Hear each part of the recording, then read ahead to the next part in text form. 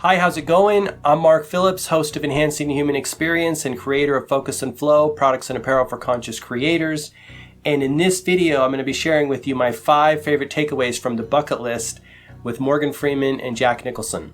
Now, I realize this movie came out many years ago, and I'm just now getting to it. Actually, I borrowed this DVD from a family member, and I just watched it recently, and it was super awesome. I don't know why it didn't resonate with me early on, but sometimes I'm a little skeptical of Hollywood movies that touch on like real life things because I think they can kind of be a little bit formulaic and a little bit silly sometimes. Having said that, I learn a lot from Hollywood movies too, so I'm kind of in a little bit of a, strange place there. But this was awesome movie. And I'm going to share with you my 5 favorite takeaways.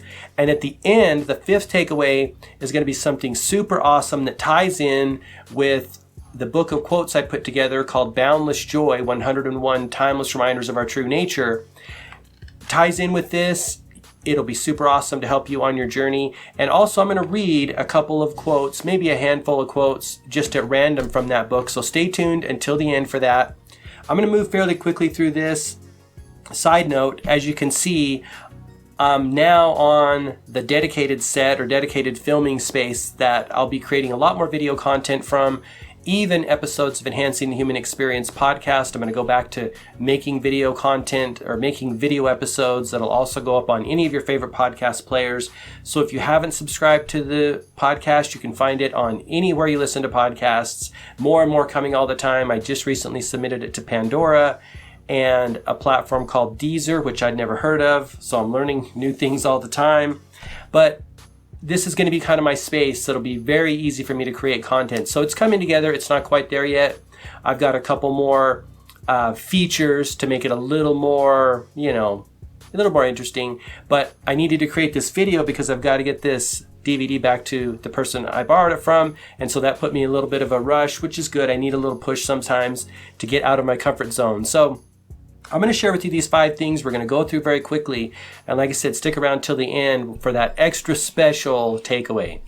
Okay, let's jump in here. So let me give you a little premise what the movie's about, then I'll jump into my 5 things. So obviously, Morgan Freeman and Jack Nicholson, they are characters in this movie. They have been diagnosed with terminal cancer, and they're sharing this hospital room together. They get to know each other, and they start to develop this bucket list, and then they say, hey, we've only got a short period of time. Let's just go do some stuff, right? Let's see the world. Take it on the road, have some adventures. And so they start going down the list of this bucket list, fulfilling these like lifelong dreams, doing the things they wanted to do all the time, right? And they have a short period of time, and so they're just going through them. And so my first takeaway is don't wait. This is like the underlying theme of the movie and of life, right? Life moves fast. Even in this movie, they talk about the fact that, hey, 45 years goes by pretty darn fast. And when they were talking about that, I always remember that scene from Ferris Bueller when he says, life moves pretty fast. You've got to take time and just do fun things from now and, every now and again. And so for all of us, life can move fast. And so one of the first takeaway was do not wait to fulfill your dreams. And it doesn't necessarily have to cost a lot of money. Yes, Jack Nicholson's character was freaking loaded, and so he funded this whole bucket list thing. But that doesn't have to be that way, right? I'm a real firm believer that within all of us is some dream, some idea, something that we all want to do, something we want to express, right? We are joy, a little bit of a foreshadowing there, if you will. We're joy looking for a way to express. We are divine, infinite beings looking for a way to express the divinity within us. And so when I think of a bucket list, I think of like, what's the one thing you came here to do? I really believe that we come in to the world with some plan that we want to execute when we're here, right? We do some planning in the spiritual stage, in the ethereal stage, so to speak, and we come in with a game plan. And we come in with some tools that we already have, some natural tendencies, aptitudes. We're a little bit better in this area. This comes naturally to us, so on and so forth. And so when I'm thinking about a bucket list and when I'm thinking about don't wait to execute what you came here to do, it's not necessarily seeing certain things around the world, although that's super awesome. It's not necessarily owning certain things, although that can be super awesome. When I think of it, I think of what's the one thing you came here to do, right? You came here to express something. You have a certain thing inside of you. You're built in a certain way to do certain things, natural tendencies. Those aren't by happenstance. Those aren't just random, right? There's nothing random in the universe. Everything is derived from cause and effect, and everything is for a purpose, right? That's the way the universe is designed. And so when I think of don't wait, I think listening to the little voice within yourself that says, hey, what should you do? Go do this, go do this. It'll always keep whispering to you. That's been my own experience until you actually do the thing. One of the things that my little voice was whispering to me is, hey, share what's inside of you. Share the things you're passionate about, right? Share the idea of how to make life a better experience, right? This is what I've been studying for many, many years. And finally in 2012, and then more specifically in 2015, more in a bigger way, I launched Enhancing the Human Experience podcast and started interviewing people, which has always been a huge passion of mine. I love to share best practices for living. I love to find out ways to tweak the human experience and have a better life, right? Be happier, more healthy, and ultimately more wealthy. And I'm talking about broad spectrum wealth, like rich in relationships, rich in health, and obviously rich in monetary rewards. So that's the first takeaway. Don't wait. Do the thing you came here to do. The second takeaway is kind of what did you want to do as a kid? You know, Morgan Freeman was talking about when he was younger, he always wanted to be a history professor. And he had got married and had children, and that kind of that derailed that a little bit. He'd gone to a couple years of college, but when he had children, he kind of had to go to work and support his family. So my question to you is, what did you want to be as a younger person or as a kid, right? That's when I think we're really tapped in to what lights us up and what turns us on, what we naturally gravitate towards. And so we can look for real clues in that and then do those things. Now, you don't have to give your whole life up to do those things. We're really fortunate today because we have access, to study all around the world from your laptop, to create businesses from your laptop, right? It doesn't cost a lot of money anymore. Everything's been kind of flattened, and it's very easy to do the thing you want to do. Used to be, if you wanted to be a history professor, you probably had to live in a town where there was a university where you could study that. That's not the case anymore. It's very easy for people to do what they want to do and still maintain their lives and still, pay the bills, so to speak. So there's really no excuses to do the thing you came here to do. What did you want to do, and how can you start doing it in your spare time, part-time, to make your life happier? At the end of the day, we all have the same amount of time and we all have the same amount of resources. And I like to think of that quote, be more resourceful. How can you do it, right? Even if it's just totally baby steps, stepping into it, how can you do the thing that you wanted to do? So that's takeaway number 2. What did you want to do when you were younger, and how can you find ways to start implementing that into your life? Takeaway number 3 is it's not about the money, it's about the experiences. This kind of ties into what I said earlier and the fact that you don't have to have a lot of money to have great experiences. There are a lot of free or inexpensive ways to experience the world or your town or museums or culture, whatever, right? There's a lot of inexpensive ways to do that. Yeah, granted, in the movie, there was a lot of money being thrown around. There was private jets and tours and stuff like that. But ultimately, look at that. The money bought those experiences. And so even though it is about the experiences, the money was like the vehicle for it. Money doesn't necessarily have to be the end goal. It just funds the life that you want. I think about Gary Keller's quote all the time. It's on his bold laws. He's the founder of Keller Williams Realty, who is a super influential and inspiring entrepreneur. But he says that business is supposed to fund your life. It's not the other way around.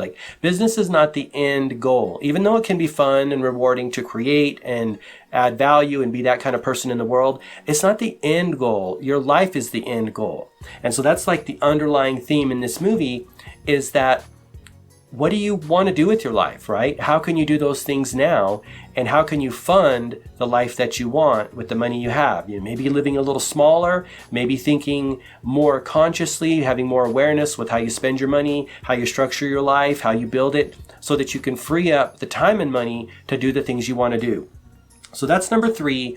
Life is not about money. It's about the things that money can buy, specifically the experiences and the time to have those experiences. All right, moving on to number 4, coming up on number 5, the final takeaway that I think you're going to really love. Number 4 is heal your relationships. In the movie, Jack Nicholson's character had a tumultuous, kind of severed relationship with his daughter. And that caused him a little bit of heartache, right? It wasn't ideal, right? That's a pretty big relationship to have an issue with.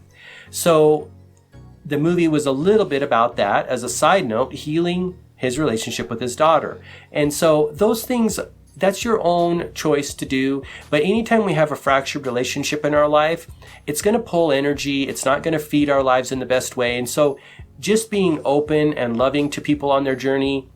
I always think about the Dalai Lama's quote, if you can't help someone, at least don't hurt them, right? If you don't want to have a relationship with someone, at least don't sabotage it, right? So those are the kind of things, healing your relationships, specifically your core relationships in your family, making sure you're kind of being a blessing and helpful, and the person that you want to be in relationship with, family, friends. I always consider family and friends to be super, super valuable. Even though I don't keep in as much contact as I should, because I sometimes get so focused on what I'm doing, I still value them as solid freaking gold. Solid gold. So healing your relationships, really, really important to having an awesome life. Okay, let's talk about this 5th and final takeaway. It has to do with joy.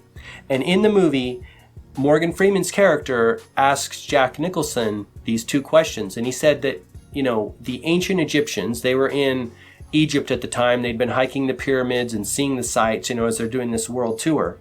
And he said that the ancient Egyptians used to ask them, the gods used to ask them 2 questions when they entered the gates of heaven. And how they answered those 2 questions was really, really important. Question number 1 is, have you found joy in your life? And question number 2 was, have you brought joy to others?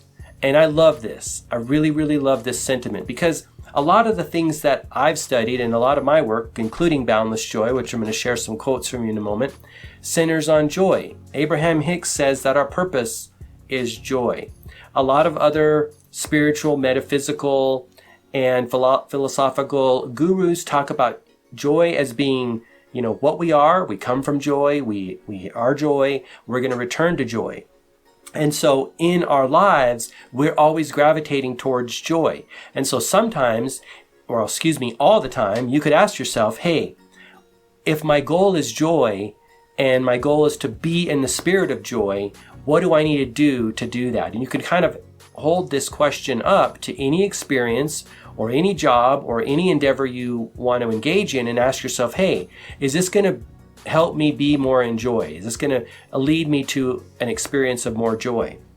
So it's a really good way to stay on your path and not get pulled off by money or obligation or some other kind of not true north kind of a thinking, right? So again, have you found joy in your life? And what brings us joy? Well, it can depend on anything, right? It can depend on specific situations, obviously relationships, connections with other people, experiences, giving, being gracious. All those things can bring us joy, but a lot of things can bring us joy.